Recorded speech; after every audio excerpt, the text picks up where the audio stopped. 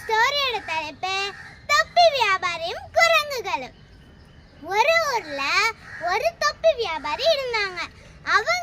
அவங்களோட தொப்பி வியாபாரத்தை முடிச்சிட்டு அவங்க ஒரு காட்டு விளையாட்டு தான் போவாங்க. அங்க நிறைய குரங்குகள் உண்டு. ஒரு நாள் அவர் ரொம்ப சோர்வா இருந்தாரு வரும்போது.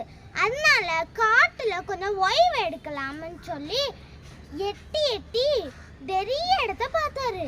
ஆனா அவருக்கு ஒரு மரம் கூட கிடைக்கல.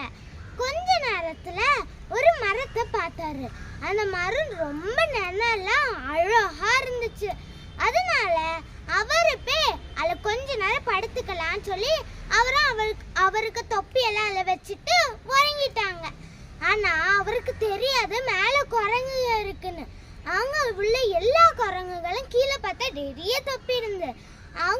அந்த தொப்பி வியாபாரி தூங்கும் போது அந்த குரங்குங்கெல்லாம் கீழே போய் அந்த தொப்பிங்களெல்லாம் போட்டு விளையாடிட்டு இருந்துட்டு அடுத்து அவரு எழும்பினாரு. கொஞ்ச நேரத்துல எழும்பி பார்த்தா குரங்குங்க எல்லாம் தொப்பியை போட்டுட்டு விளையாடிட்டு இருக்கு. அவருக்கு ரொம்ப டென்ஷன் ஆகிட்டு உடனே அவரு தொப்பியை கீழே போடு குரங்கே, தொப்பியை கீழே போடு அப்படின்னு சொன்னாரு. ஆனா அதுங்களுக்கு என்ன, குரங்குங்களுக்கு அது அவங்களுக்கு பாஷை என்ன தெரியுமா என்ன, அவருக்கு தெரியாதுல்ல அவங்களுக்கு. அதனால குரங்குங்களுக்கெல்லாம் அது எதுன்னே தெரியாம அவங்க பாட்டுக்கு தான் விளையாடிட்டு இருந்தாங்க.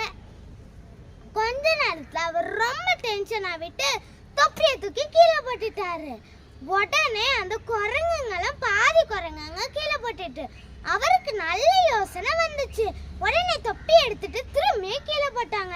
உடனே எல்லா குரங்குங்களும் கீழே போட்டுட்டு அவர் அந்த தொப்பியெல்லாம் கலெக்ட் பண்ணி அவரோட பேஸ்கெட்ல போட்டுட்டு போயிட்டாங்க.